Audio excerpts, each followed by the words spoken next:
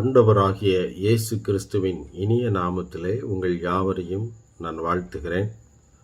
இந்த நாளிலும் கூட நாம் தியானிக்கும்படிக்கு யோவான் எழுதின சுவிசேஷம் 5வது அதிகாரத்தில் 1 முதல் 9 வசனம் வரைக்கும் உள்ள ஒரு சம்பவத்தை நாம் தியானிக்க போகிறோம். இயேசு செய்த ஒரு அற்புதம். 38 வருஷம் வியாதி கொண்டிருந்த ஒரு மனுஷன் அற்புதமாய் சுகமடைகிறான். இதில் ஒரு விசேஷமான ஒரு காரியம் என்ன அப்படின்னு கேட்டால், இது புதிய ஏற்பாடாக இருந்தாலும் கூட இது பழைய ஏற்பாட்டில் இருக்கிறது போன்ற ஒரு சம்பவம் இதில் இருக்கிறது. அதாவது வேதத்தில் வாசிக்கும் பொழுது 4வது வசனம் சொல்லுகிறது, யோவான் 5:4, ஏனெனில் சில சமயங்களிலே தேவதூதன் ஒருவன் அந்த குளத்தில் இறங்கி தண்ணீரை கலக்குவான். தண்ணீர் கலங்கின பின்பு யார் முந்தியதில் இறங்குவானோ அவன் எப்பேற்பட்ட வியாதியஸ்தனாக இருந்தாலும் சொஸ்தமாவான் என்று சொல்லி நம்ம வாசிக்கிறோம். அப்போ இது புதிய ஏற்பாட்டினுடைய மெத்தடாலஜி கிடையாது. இது பழைய ஏற்பாட்டில் நடக்கிறது மாதிரியான ஒரு சம்பவம். இந்த இடத்துல புதிய ஏற்பாட்டின் கதாநாயகனாக இயேசு கிறிஸ்து அவர் உள்ளே இந்த சீனில் என்ட்ரி ஆகும் பொழுது என்ன நடக்கிறது என்று பார்க்கும் பொழுது, அப்படி ஒரு காரியம் அவசியம் இல்லை, அதை தாண்டி என்னால் சுகம் கொடுக்க முடியும் என்பதை அவர் நிரூபிக்கிறதை நாம் அங்கே உணர முடியுது. முதலாவது சூழ்நிலை இதுதான். நிறைய பேர் அங்கே படுத்திருக்கிறாங்க. குருடர்கள், சப்பானிகள், சூமின உறுப்புடையவர்கள், நிறையா நடக்க முடியாதவங்க எல்லாம். அவங்க எல்லாம் என்ன செய்து கொண்டிருக்கிறாங்கன்னு சொன்னால், தண்ணீர் எப்பொழுது கலங்கும் என்று காத்து கொண்டிருப்பாங்க. They will be waiting and waiting and waiting until the angel descends.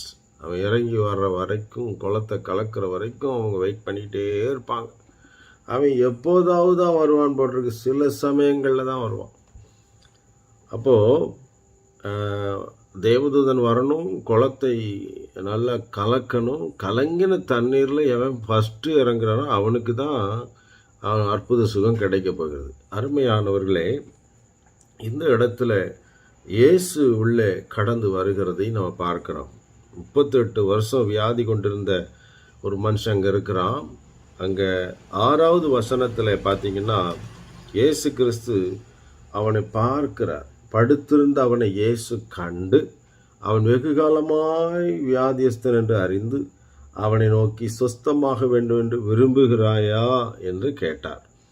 இப்போ அவன் குளத்தை கலக்கிறான் தேவதூதன். இங்கே இயேசு அவனுடைய இருதயத்தை கலக்குகிறார். கலக்கி ஒரு தெளிவான ஒரு பதிலை எடுக்கிறதை பார்க்கிறோம். அவன் சொல்லுறான், என்ன சொல்கிறான்? அதற்கு வியாதியஸ்தன், ஆண்டவரே, தண்ணீர் கலக்கப்படும்போது என்னை குளத்தில் கொண்டு போய் விடுகிறதுக்கு ஒருவரும் இல்லை. நான் போகிறதுக்கு முன்னாடி இன்னொருத்தன் எனக்கு முன்னாடி இறங்கிடுறான் என்று சொல்லி அவனுடைய ப்ராப்ளத்தை அங்கே சொல்லுகிறான், த டிஃபிகல்ட்டி. ஆனாலும் இயேசு கிறிஸ்து இதெல்லாம் புரிந்து கொண்டவராக அவனை நோக்கி உடனே ஒரு மிரக்கில் ஒரு அற்புதத்தை எக்ஸிக்யூட் பண்ணுறாங்க. நீ எழுந்து உன் படுக்கை எடுத்துக்கொண்டு நட என்கிறதை பார்க்குறோம். அப்போ இயேசு கிறிஸ்து இங்கே குளத்தை கலக்கலை, அவர் அதுக்கு பதிலாக அவனுடைய உள்ளத்தை கலக்கி அந்த குளத்தை தாண்டி ஒரு அற்புதத்தை நான் செய்ய முடியும் என்று சொல்லி அவனுக்கு நிரூபித்து அவனை உடனே வீட்டுக்கு போ அப்படின்னு சொல்கிறார். குளத்துக்கு தான் முந்தி இறங்க விரும்பினவன், குளத்தில் இறங்க விரும்பின அவனை, அல்லது குளத்திற்கு போக விரும்பின அவனை வீட்டிற்கு போகும்படி செய்தார் இயேசு கிறிஸ்து. அந்த இடத்துல தேவகுமாரனாகிய இயேசு கிறிஸ்து பெரிய ஒரு அற்புதத்தை நிகழ்த்தி ஒரு பெரிய ஒரு ஆச்சரியத்தை ஏற்படுத்துகிறார். அருமையானவர்களே, இப்போ ஒரு கேள்வி வருகிறது. இது ஒரு சம்பவம், ஒரு மிராக்கிள், அற்புதமாய் கர்த்தர் செய்தார். ஓகே, இதை நம்ம வாசிக்கிறோம். இப்போ நாம் என்ன செய்ய வேண்டும் அப்படின்னு சொன்னால், அங்கே முதல்ல இயேசு அங்கே தேவதூதன் வந்துடும் ஃபஸ்ட்டு. அதுக்கப்புறம் தேவதூதனுக்கு பதிலாக இயேசு அங்கே கிரியை செய்கிறார். அடுத்த லெவலில் பார்க்கும் பொழுது இயேசு கிறிஸ்துவுக்கு பதிலாக இன்றைக்கு அந்த இடத்துல நீங்களும் நானும் மாத்திரமே இருக்கிறோம். இயேசுவை போல செயல்பட நீங்கள் ஆயத்தமாக இருக்கிறீர்களா? இயேசுவைப் போல செயல்பட ஆயத்தமாக இருக்கிறீர்களா? நம்மை சுற்றிலும் அநேக வியாதியஸ்தர் இருக்கிறாங்க, தரித்திரர் இருக்கிறாங்க, பலவிதமான நோயின் பிடிகளிலே கவலைப்பட்டு கண்ணீர் விட்டு கதறுகிற ஜனங்கள் இருக்கிறாங்க.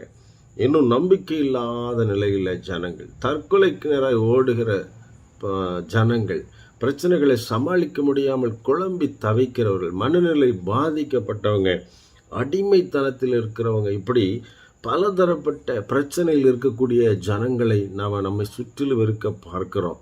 இவங்களுக்கெல்லாம் யார் உதவி செய்வாங்க? யார் இவங்களை அற்புதத்துக்கு நேராக நடத்துவாங்க? யார் இவங்களை விடுதலையாக்க முடியும்? யார் இந்த இடத்துல ஒரு தேவதன் குளத்தை கலக்குவதற்கு வாய்ப்பு இருக்கிறதா? இல்லை. அல்லது இயேசு மாம்சத்தில் வெளிப்பட்ட தெய்வம் இன்னொரு முறை இரட்சகராக இந்த பூமிக்குள்ளே அற்புதங்களையும் அடையாளங்களையும் நடப்பிக்க போகிறாரா? இல்லவே இல்லை. அப்படியானால் எதற்காக இவ்வளோ பேரும் நம்மை சுற்றில் இருக்கிறார்கள் சொன்னால், ஒரே ஒரு காரணம்தான், நீங்களும் நானும் இயேசுவை போல செயல்பட அழைக்கப்பட்டிருக்கிறோம்.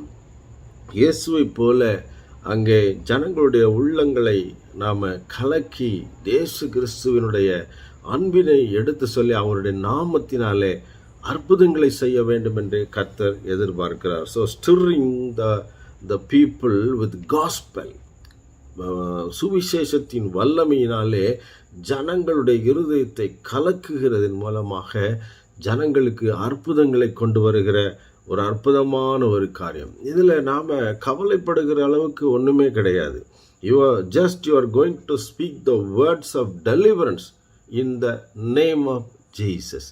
இயேசு கிறிஸ்துவின் நாமத்தினாலே விடுதலைக்கான கட்டளைகளை நம்ம கொடுக்க போகிறோம். அதுதான் காஸ்பல்.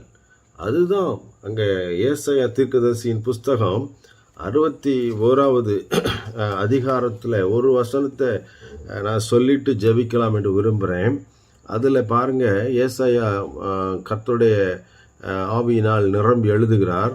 இயேசு கிறிஸ்துவை குறித்த ஒரு தீர்க்க தரிசனம். கர்த்தராகிய தேவனுடைய ஆவியானவர் என்மேல் இருக்கிறார், சிறுமைப்பட்டவர்களுக்கு சுவிசேஷத்தை அறிவிக்க கர்த்தர் என்னை அபிஷேகம் பண்ணினார். அறிவிக்க.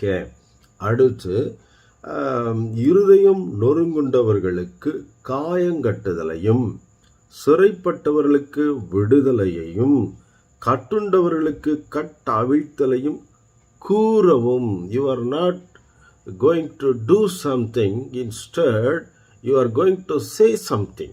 ஒன்றை நீங்கள் செய்வது அவசியமானதில்லை, இங்கே சொல்லுகிறதா இங்கே அவசியமான ஒரு காரியமாக இருக்கிறது. அடுத்து தொடர்ந்து பாருங்கள், கர்த்தருடைய அனுக்கிரக வருஷத்தையும் நம்முடைய தேவ நீதியை சரிக்கட்டும் நாளையும் கூறவும்.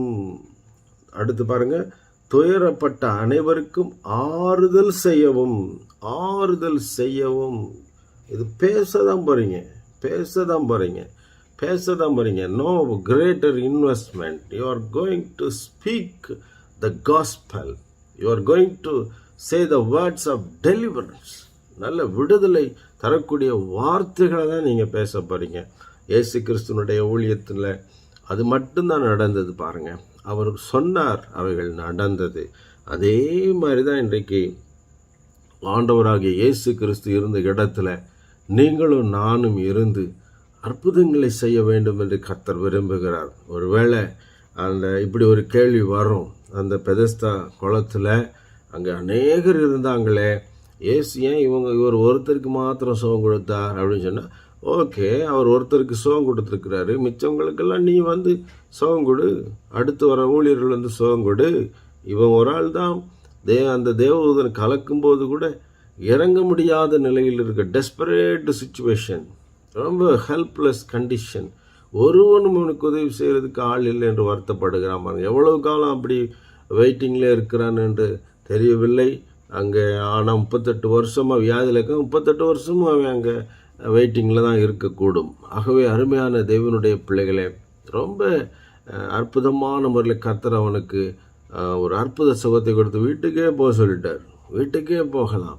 அங்கே அவனுக்கு இயேசு கிறிஸ்துவுக்கும் அவனுக்கும் இடையில் அந்த பெதஸ்தா குளம் அவசியமாய்ப்படவில்லை. தேவதூதன் இறங்கி அதை கலக்குவது அவசியமாய்ப்படவில்லை. கர்த்தர் அதை அதை வேண்டாம் என்று புறக்கணித்தார் என்பதை விட அதை தாண்டி அவர் செயல்பட்டு தம்முடைய கிருபையை விளங்க பண்ணினார். இப்போ பாருங்கள், இயேசு கிறிஸ்து யாருன்னே அவனுக்கு தெரியலை. அதனால் அங்கே இருந்த எல்லாருமே பாருங்கள் ஒரு தேவதூதனை எதிர்பார்த்துக்கிட்டே இருக்கிறாங்க. ஆனால் தேவனே இறங்கி வந்துட்டாருங்க. அருமையானவர்களே, அதை விட ஒரு மேலான மகிழ்ச்சி என்ன தெரியுமா?